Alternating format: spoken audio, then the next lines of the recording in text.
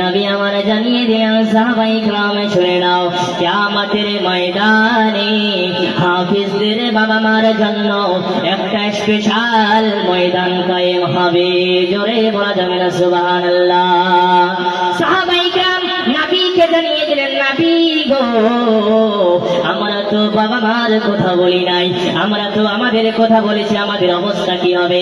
নবী আমার জানিয়ে দিলেন সাহাবায়ে কিরাম শুনে নাও ইকরা ওয়ারতাকি ওয়ারাত্তিল কামা কুনতা তুরাত্তিলু ফিদ দুনিয়া ফাইন্না মানজিলাকা ইনদা আখিরি আয়াতিন তাকরাউহা।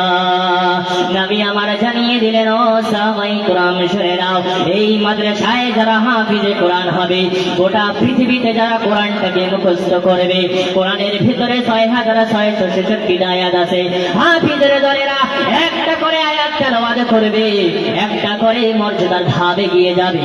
যখন তারা সর্বশেষ আয়াত তেলাওয়াত করবে মিনাল জিন্নাতি ওয়ান নাস, তখন তারা সামনে আখিরি মঞ্জিল পাবে জান্নাত। জোরে বলা যাবে না সুবহানাল্লাহ।